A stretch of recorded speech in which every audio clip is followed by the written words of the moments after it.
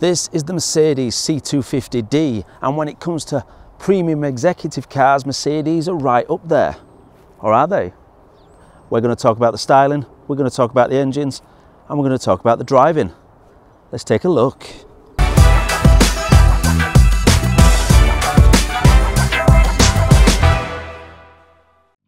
Competition in the executive class is pretty stiff, especially when you're up against the likes of Audi and BMW.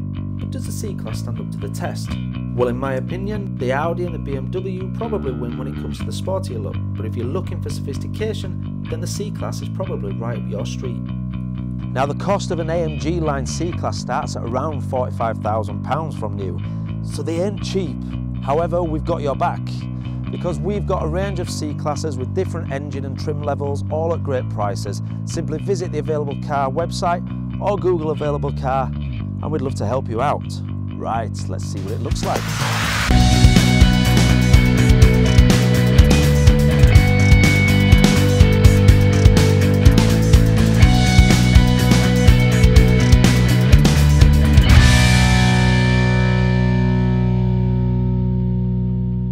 Now, as I said before, I think the offerings from Audi and BMW are a little bit sportier, but that's not to say the C-Class isn't a great looking car if you want something a little more refined.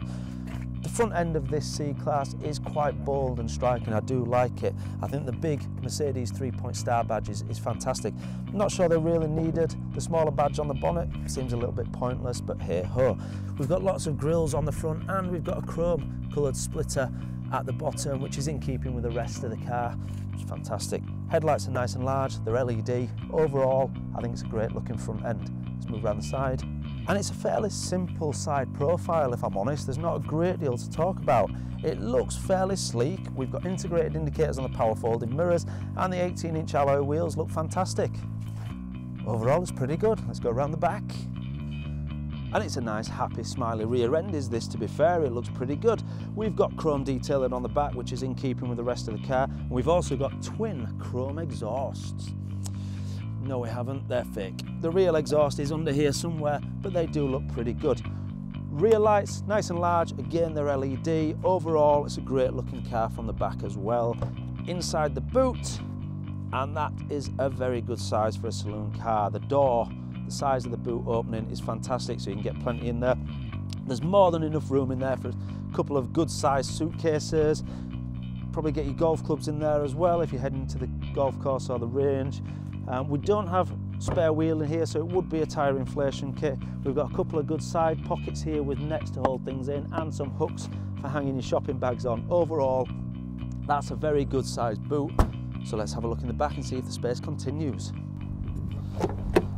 And jumping into the back, we've got a nice quality feel about this. We've got beautiful leather seats. It's really comfortable. The seats have got ISOFIX fixings there for your child seats.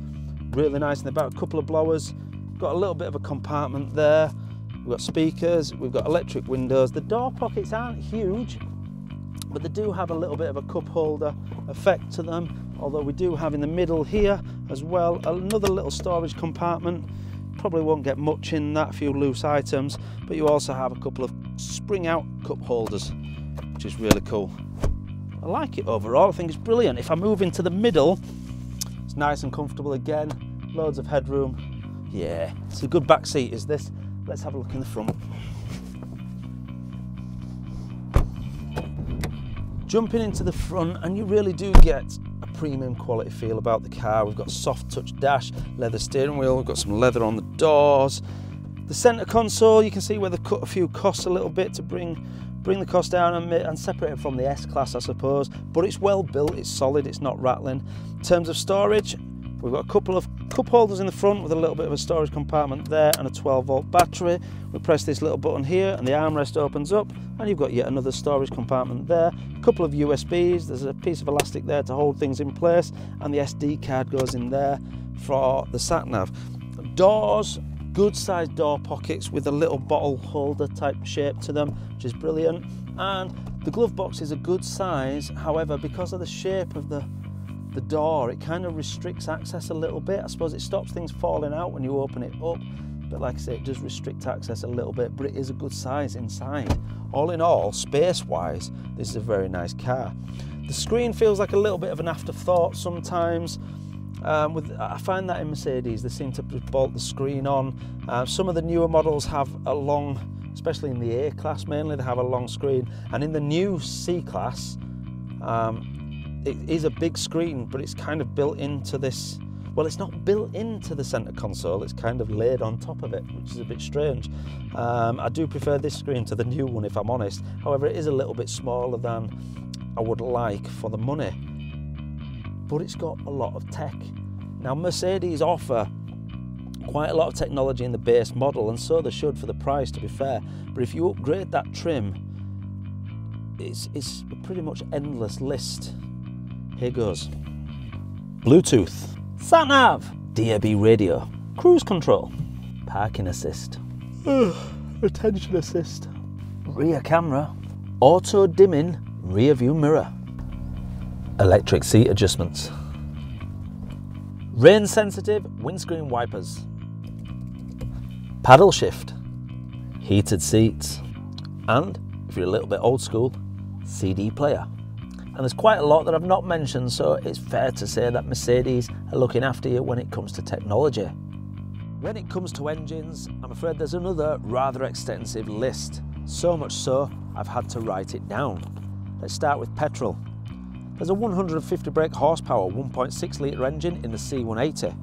There's a 180 brake horsepower 2 litre engine in the C200. There's a 260 brake horsepower 2 litre engine in the C300. There's a 390 brake horsepower 3 litre engine in the C43, and if that's not enough for you, we've got nearly 500 brake horsepower 4 litre engine in the C63 AMG models. Now on to diesel. We've got a 136 brake horsepower 1.6 litre engine in the C200d. You've got a 170 brake horsepower 2 litre engine in the C220d. You've got a 204 brake horsepower 2.1 litre in the C250d and a 245 brake horsepower 2 litre engine in the C300d. I think it's fair to say that in the engine game, Mercedes have got you covered.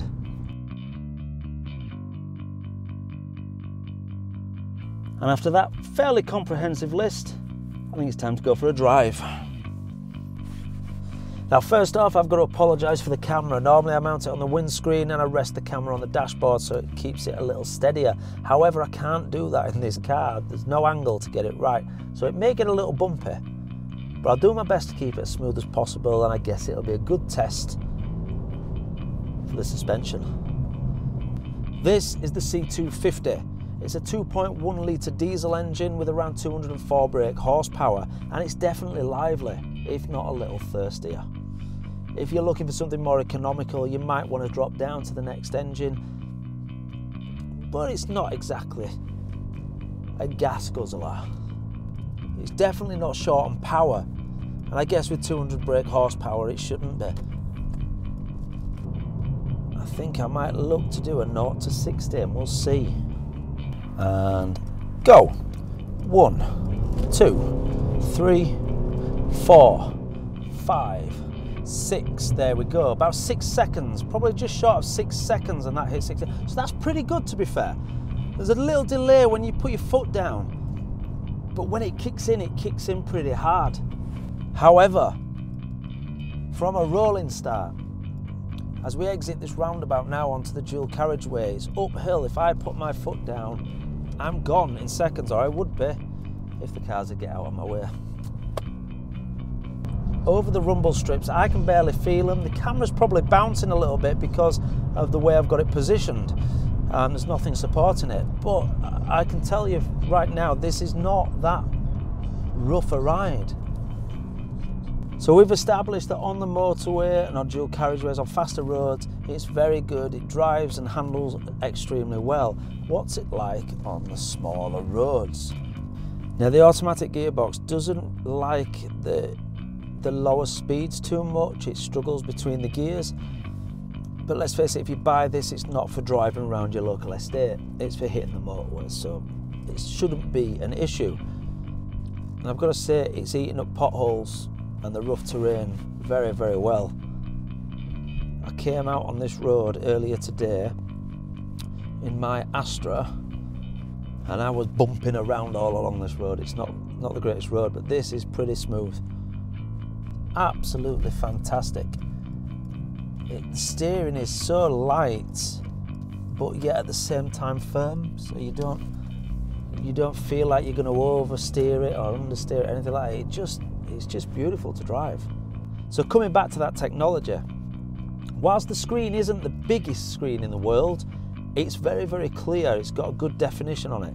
You've got your sat-nav, which gets you from A to B, it does its job nicely, and you've got a reversing camera, which is pretty crystal clear as well. Whilst it's not the biggest screen in the world, it's very, very clear. You've got your sat-nav on there, you've got your radio functions, your Bluetooth, everything like that. You've got voice command from your steering wheel, but you've got a nice little palm rest here and a dial so that you can flick through your menu without having to take your eyes off the road and look and point and everything like that. So it's pretty good. So the C-Class is a solid and dependable buy. The hardest part is going to be choosing your trim and your engine, but whatever combination you go for, I don't think you'll be disappointed. Don't forget to like and subscribe, click the bell icon so you keep up to date with all upcoming reviews, and if you're in the market for a new car, visit availablecar.com where we've got over 4,000 cars in stock. I'm sure there's an available car for you. See you next time.